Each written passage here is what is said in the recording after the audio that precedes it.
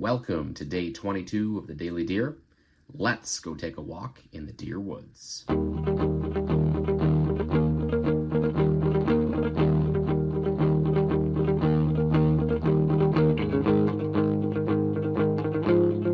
Today's quote is, "A hunter's knowledge of the land is his most valuable weapon." That is from the one and only Fred Bear.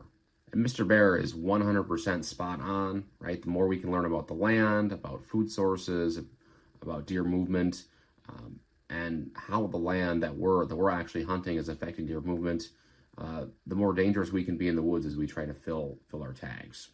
And if we dig a little bit more granular on this, right, let's talk a little bit about acorns. So obviously acorns are a critical food source for deer throughout the fall and the winter. I think most hunters are aware of that. If you get more granular than that, right, you look at red oak acorns versus white oak acorns, right? Deer are generally going to prefer white oak acorns over red oak acorns.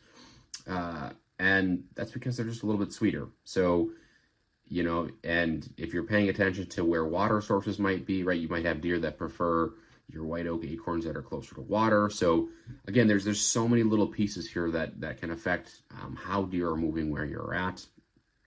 Even as we get into January here, right, leftover mast, mast is considered any nuts or fruit that drops off of trees or other woody browse. Any leftover mast can still attract whitetails, especially if other food sources are depleted. You can look for turned over leaves, other acorn caps that might be on the floor of the woods, right? So look for those areas, and you might find a place where deer are still coming to browse this late in the year, whether you're scouting or if you've got a little bit of season left. So keep an eye out for that. You can scout hardwood ridges, any oak flats.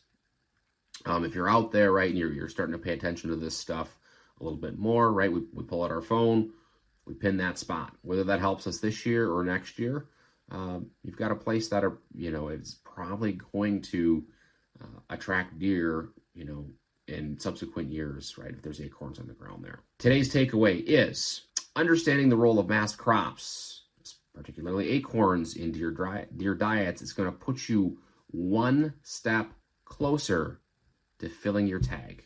It's that simple, right? As Fred Bear said, right, knowledge of the land is our most valuable weapon. So let's continue to increase our knowledge as we become better hunters on our own individual hunting journeys.